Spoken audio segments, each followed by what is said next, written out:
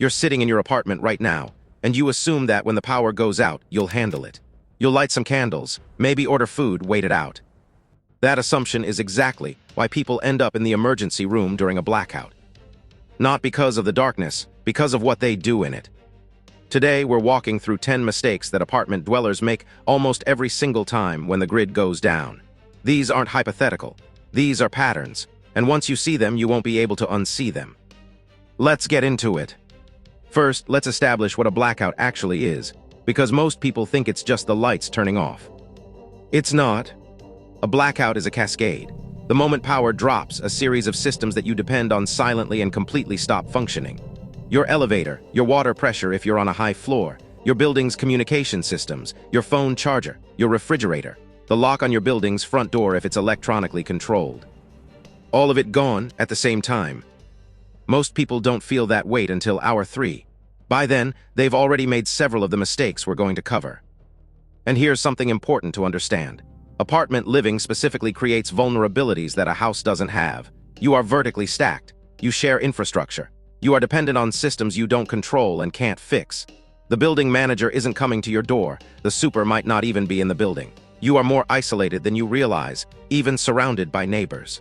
Now let's go through the mistakes, one by one. Mistake number 1, assuming it'll be over in an hour. This is the foundation mistake.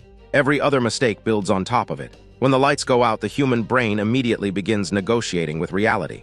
It tells you this is temporary. It tells you to wait. It tells you not to overreact. And most of the time, for small outages, it's right. But that instinct is also what causes people to sit in the dark for 6 hours before they realize they should have filled the bathtub 3 hours ago. That they should have checked on their elderly neighbor 2 floors up. That the medication in their fridge has now been at room temperature long enough to become a problem.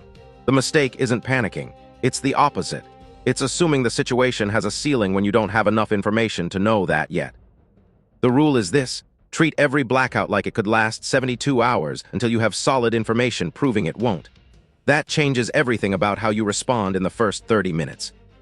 Number 2, using your phone like it has unlimited power. Within the first 20 minutes of a blackout, most people are on their phones, scrolling for information, texting people, checking social media to see if anyone knows what happened. That's understandable, but it's burning your most critical resource. Your phone is not just a communication device during a blackout. It is your flashlight, your map, your emergency contact system, your weather monitor, and potentially your only way to call for help.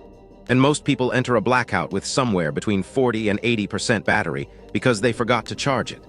Or their portable battery is also dead because it's been sitting in a drawer since the last time they thought about this.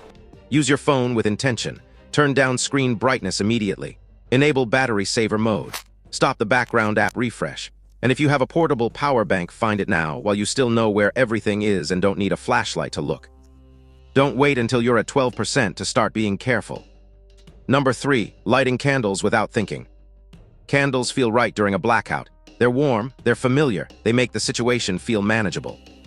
They're also responsible for a significant number of residential fires, and fires during a blackout are particularly dangerous in apartments. Why? Because the elevators don't work. Because smoke alarms may not be connected to an active monitoring system. Because the building's fire suppression system may have reduced pressure depending on the nature of the outage. Because your neighbors don't know there's a fire on your floor until it's already spreading. None of this means never use a candle. It means use them with your eyes open. Keep candles in stable holders on hard, flat surfaces away from anything flammable. Never light them in a bedroom you might fall asleep in. Never leave them unattended. Not for 5 minutes. Not to get something from another room. A LED lantern or a good headlamp is always the better choice. It won't burn your building down if you get distracted. Number 4, not knowing where the water situation stands. In a short blackout, your water usually keeps working. The municipal system has backup pressure. But if you're above the 5th or 6th floor of a building, your water pressure often depends on electric pumps. When those lose power, your pressure drops or disappears completely. Most people don't discover this until they're thirsty and turn on the tap to nothing. The correct move, made in the first 30 minutes of any extended-looking outage, is to fill your bathtub. Fill every large container you have. This isn't dramatic prepping, this is just understanding how your infrastructure works. Also check whether your building has a gravity-fed tank on the roof. Some do. If so, you likely have water for a while. If not, you may not. You don't know which situation you're in unless you've thought about this before the lights go out. Now is the time to think about it. Number 5, ignoring the refrigerator. A full, sealed refrigerator holds its temperature for roughly 4 hours. A freezer can hold it for up to 48 hours if it stays closed. Most people open their fridge within the first hour, multiple times. Each time they open it, they let warm air in and cold air out. They're unknowingly accelerating the problem they're trying to manage. Here's the calculus you need to run in the first hour. What's in there? What spoils fastest? What can you move to a cooler with ice if you have one? What should you eat now deliberately before it becomes a loss? The goal isn't to be paranoid about food safety. The goal is to make conscious decisions instead of accidentally spoiling $80 worth of groceries and then realizing you also have nothing to eat. Keep the fridge closed. Think before you open it. Have a plan for what happens if the power isn't back in 4 hours. Number 6, assuming you can just leave. A lot of people's mental backup plan during a blackout is, I'll just go somewhere else. A friend's place, a hotel, a store. That plan often collapses immediately. Traffic lights are out, which means intersections are chaos. Elevators don't work, so if you're on the 14th floor, leaving means 14 flights of stairs with everything you're carrying. Gas stations may not be functioning if their pumps run on electricity. Hotels fill up fast during a widespread outage. And if this blackout covers your entire city, there is no just going somewhere else. Everywhere is the same situation. Mobility during a large-scale blackout is harder than people expect. Not impossible, but harder. This means your apartment needs to be a viable place to stay, not just a waiting room until you can leave. If leaving is your entire plan, you have no plan. Number 7, not having a way to get information. During a blackout, your Wi-Fi is down, your smart speaker is dead, your TV doesn't work. And here's something most people don't realize until it's too late: cell networks get overwhelmed fast. Everyone in your area is using their phone at the same time to try to get information. Calls drop. Data slows to almost nothing. This means the information environment during a blackout becomes surprisingly thin, surprisingly quickly. A battery-powered or hand-crank radio is one of the most underrated tools you can own for exactly this reason. Emergency broadcasts, weather information, local utility updates, all of it comes through AM and FM radio, which requires no infrastructure on your end except a device with batteries. Most people don't own one. They assume their phone will cover it. And then they sit in silence wondering what's happening to their city while their battery drains answering that exact question. Number 8, forgetting about the people around them. Apartments are dense. You have neighbors on every side. Some of them are fine, some of them are not. The elderly person 2 floors up may depend on a powered medical device. The family next door may have a newborn and no flashlights. The person at the end of the hall may have no idea what's happening and is genuinely scared. Most people during a blackout go inward. They focus entirely on their own apartment and their own situation. That's human. But it's also a missed opportunity, and sometimes it's a genuine failure of responsibility. Knowing your neighbors before an emergency costs nothing and can matter enormously. A quick knock on adjacent doors in the first hour to say, "Hey, do you know what's going on? Are you okay?" That costs 3 minutes. You don't have to be a hero, you have to be a neighbor. There's a difference. Number 9, underestimating the temperature problem.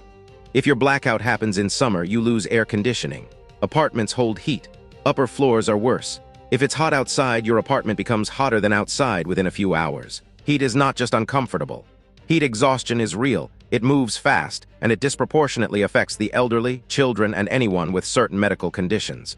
If your blackout happens in winter, most apartment heating systems are electric or depend on electric controls, even if the heat source is gas. Many people discover this when they try to turn up the thermostat and nothing happens. Temperature management is not a luxury concern. It's a timeline problem. You have a window of comfort that starts closing the moment the power goes out. How you manage that window, opening windows at the right time, closing blinds to block heat, layering clothing, knowing where a cooling center or warming center is in your city, that's what determines whether a blackout stays uncomfortable or becomes dangerous. Number 10, having nothing ready beforehand. This is the one that makes all the other 9 worse. Every mistake we've covered becomes dramatically harder to manage when you're starting from zero. When you have no flashlight, no water stored, no portable battery, no radio, no plan. The window between the power going out and needing to act is short. 30 minutes, maybe less. If you spend that window looking for a flashlight, reading the battery label in the dark, and trying to remember where you put the candles from last Christmas, you've already lost the advantage. This isn't about having a bunker, it's about having a box. Literally one box or one drawer with the basics in it. A flashlight with working batteries, a portable charger that's been topped off recently, a few bottles of water, a small battery radio, a lighter, and 1 or 2 candles in stable holders. That's it.